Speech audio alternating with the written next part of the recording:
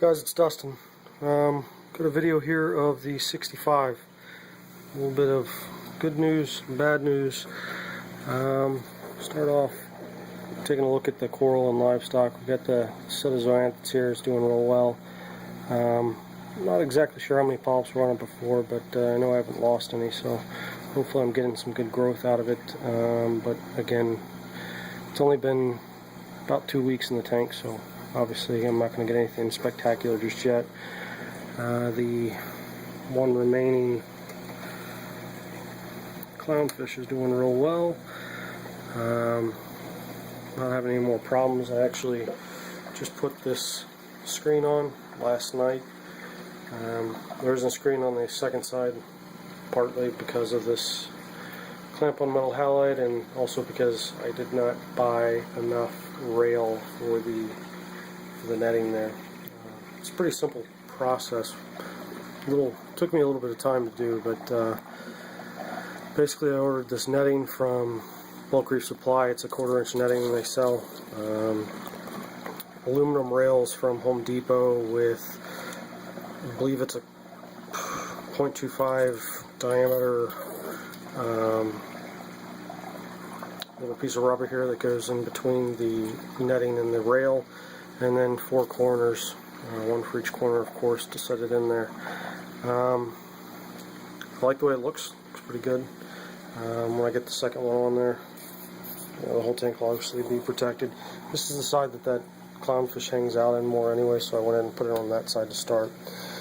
The diatom bloom is over. The issue now is I have a bunch of hair algae. I'm going to be getting something to get rid of that. I know a lot of people have a lot of different theories on livestock that can get rid of them. Emerald crabs, lawnmower blennies, things like that. I have a lawnmower blenny obviously over in the other tank, and I'm thinking about transferring him over. But until then, I have to come up with some other options as well. You can sort of see, those zoanthids are really hard to see every time I do a video of this tank. They're actually doing real well. These are the ones I transferred over from the other tank. They seem to be doing better in this tank than they did in the other. I noticed a little bit of growth on them, a couple new heads, so that's a positive sign. That torch coral is doing great. The MP40, or WP40 rather, is on this tank, doing awesome.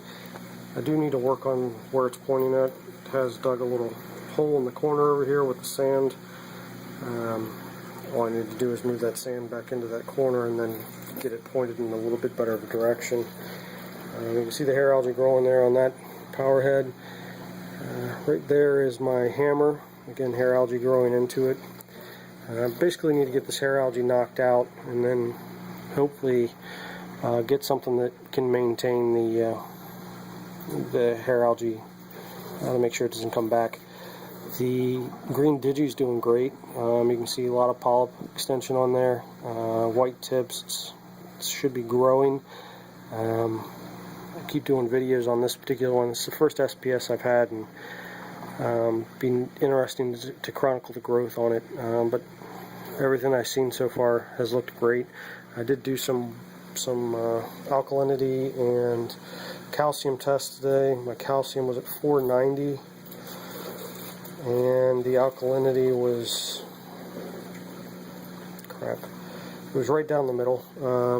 When I looked it up, the alkalinity was right where I wanted it to be. I can't remember the actual number off the top of my head, but all the calcium and alkalinity are looking real good. Okay, outside of that, that's pretty much it for this tank. I did want to let everybody know that I did partner with Social Blade. It's a YouTube partnering company. You can look them up on socialblade.com, and hopefully what this is going to do is bring some more views to my videos, hopefully get some more subscribers on, and in turn generate more revenue for the channel. So here's hoping. If you guys are viewing this for one of my videos for the first time, I'd appreciate it if you'd subscribe, the button below, leave a comment, any suggestions on the hair algae. I have a plan for it, but I'm open to any suggestions as well. But as always, guys, thanks for watching. Until next time.